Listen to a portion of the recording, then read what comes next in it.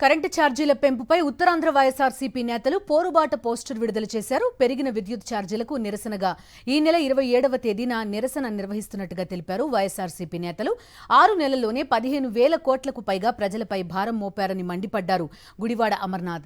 మరోవైపు తాము ఎన్డీఏ కూటమిలో కానీ ఇండియా కూటమిలో కానీ లేమని స్పష్టం చేశారు ఎంపీ విజయసాయిరెడ్డి. తాము న్యూట్రల్ గా ఉన్నట్టు చెప్పారు.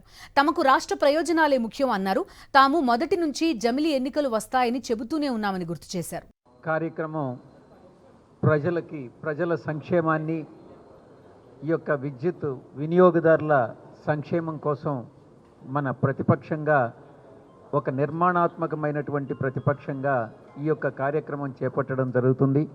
అందరూ కూడా పాల్గొని విజయవంతం చేయాలనని, కరెంటు ఛార్జీలు పెంచకుండా మనం నిలుపుదల చేయాలన్నటువంటి విజ్ఞప్తి ప్రభుత్వం దృష్టికి తీసుకెళ్లేటటువంటి విధంగా ప్రభుత్వం కూడా చలించి దీన్ని విద్యుత్ ఛార్జీలు పెంచకుండా ప్రజలపైన భారం మోపకుండా ఉండేలా చేయాలనని ఒక మంచి సదుద్దేశంతో ఈ కార్యక్రమం చేస్తున్నాం.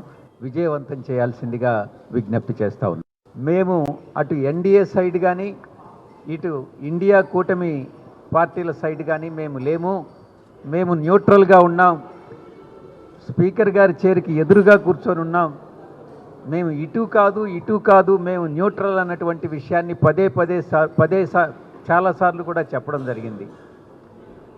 అదేవిధంగా ఇండియా పార్టీలో ఉన్నటువంటి కొన్ని లోపాలైతేనేమి, ఇటుపక్క ఎన్డీఏలో ఉన్నటువంటి విమర్శలైతేనేమి వాటితో మనం అనుసంధానం కాకుండా మన వంతు ప్రజలకు మనం ఏం సేవ చేయాలి, ఆంధ్ర రాష్ట్ర ప్రయోజనాలే. ఎందుకనంటే మన రీజనల్ పార్టీ ఆంధ్ర రాష్ట్ర ప్రయోజనాలను కాపాడేందుకు అటు రాష్ట్రంలో కానీ అటు నేషనల్ లెవెల్లో పార్లమెంట్లో కానీ వైఎస్ఆర్సీపీ పోరాడుతుందే తప్ప ఏ కూటమిలో చేరేటటువంటి ప్రసక్తి లేదు అన్నటువంటి విషయం చాలా స్పష్టం చేయడం జరిగింది.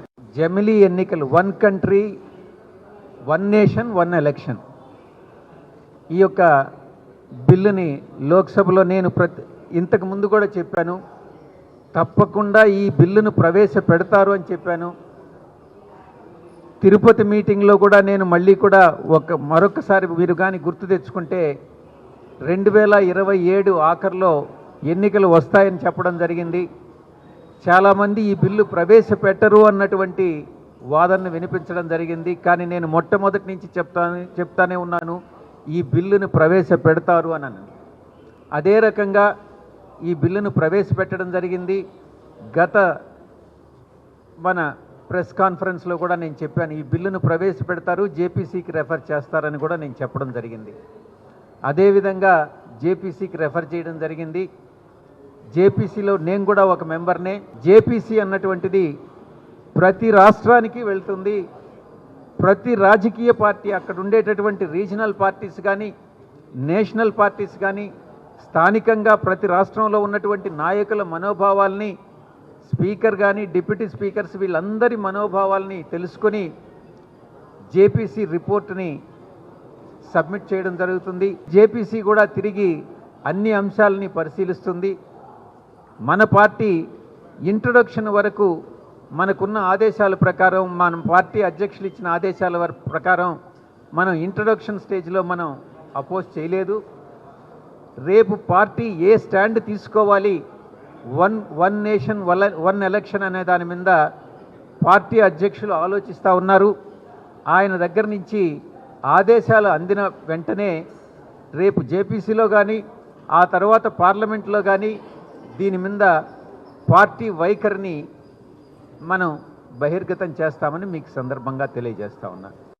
మీ అందరికీ తెలుసు, ఎన్నికల ముందు ఏదైతే ఆ రోజు వైఎస్ఆర్ కాంగ్రెస్ పార్టీ ప్రభుత్వం మీద లేనిపోయినటువంటి ఆరోపణలు చేసి మాకు అధికారాన్ని ఇస్తే నాణ్యమైనటువంటి విద్యుత్తుని ఇస్తాం, ₹1 కూడా యూనిట్ మీద పెంచేటువంటి ఆ భారం ప్రజల మీద వేయం, మాకు అవకాశం ఇవ్వండి, మాకు అధికారాన్ని ఇవ్వండి అని చెప్పి ఎన్నికల ముందు అనేక సందర్భాల్లో 2019 నుంచి 2024 వరకు వారి ప్రతిపక్షంలో ఉన్నంత కాలం నిత్యం ప్రజల్ని మోసం చేస్తూ ప్రజలకి ఈ రకంగా మభ్యపెట్టి అది తీరా అధికారంలోకి వచ్చిన తర్వాత 2 నెలల క్రిందట ఒక 6,000 కోట్ల రూపాయలు, మళ్ళీ ఈ డిసెంబర్ మాసం నుంచి మరో 9,000 కోట్ల రూపాయలు కేవలం వారు అధికారంలోకి వచ్చినటువంటి 6 నెలల్లోనే రాష్ట్ర ప్రజల మీద 15,000 కోట్ల రూపాయలు విద్యుత్ భారం మోపి, విద్యుత్ ఛార్జీలకు సంబంధించినటువంటి భారం సామాన్యమైనటువంటి ప్రజల మీద మోపి ఈరోజు వాళ్ళని ఇబ్బంది పెట్టేటువంటి కార్యక్రమం చేస్తూ ఉన్నారు. మరి ఈరోజు వైఎస్ఆర్ కాంగ్రెస్ పార్టీ జగన్మోహన్ రెడ్డి గారి ఆదేశాల మేరకు ఈ రాష్ట్ర ప్రజల పక్షాన పోరాటం చేయాల్సినటువంటి బాధ్యత పార్టీ మీద ఉంది. మళ్ళీ ప్రజల మీద ఈ భారాలు మోపడానికి వీల్లేదు అనేటువంటి ఉద్దేశంతో ఈరోజు పెద్ద ఎత్తున ఈ పోరాటాలకి వైఎస్ఆర్ కాంగ్రెస్ పార్టీ పిలుపునిస్తూ ఉంది.